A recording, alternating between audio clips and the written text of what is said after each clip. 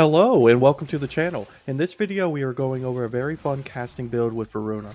Voruna was one of my early favorites when I first started playing, and since revisiting her, she's right back near the top of my list of favorites. With this setup, Voruna can chain mauling attacks, spreading status effects, and decimating the battlefield.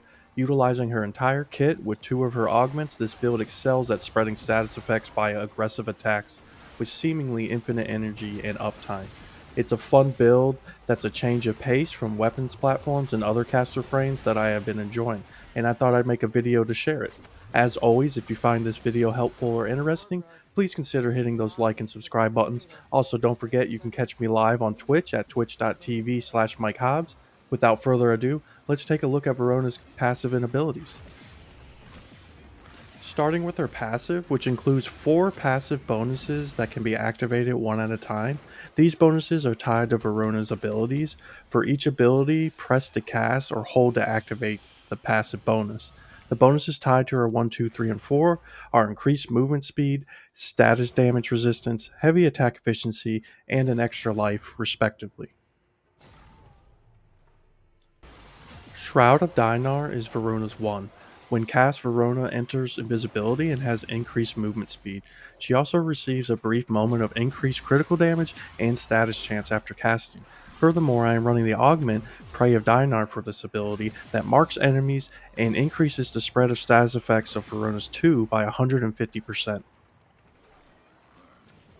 Verona's 2 is Fangs of Rax. This ability has Verona lunge towards an enemy and slashes them. Affected enemies are inflicted with 5 random status effects, and on death they spread their status effects, which is further enhanced by the Prey of Dinar mod. Lycat's Hunt is her 3. This ability provides a chance for enemies killed by melee attacks to drop health orbs, and enemies killed by headshots can drop energy orbs. So, Equilibrium or a purple shard here is great to further benefit from orb generation. Additionally, this ability's duration is extended by killing enemies affected by 5 or more status effects. This ability pairs well with Fangs of Rax, as Verona will be able to easily afflict enemies with 5 status effects.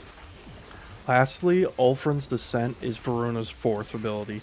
When cast, Verona enters wolf mode and can dash towards enemies, mauling them while inflicting slash damage. While active, Verona will have 5 charges that increase damage as she secures kills.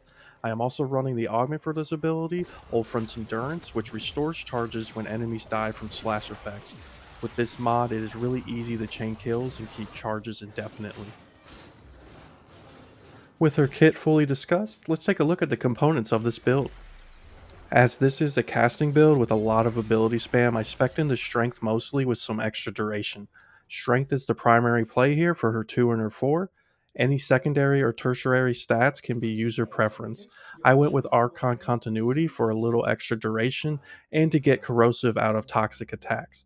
So along with the 2 augments, I have some stat mods, and then rolling guard for a quick moment of immunity. I am also running an augur mod with brief respite for a bit of shield gating to bolster defenses while ability spamming.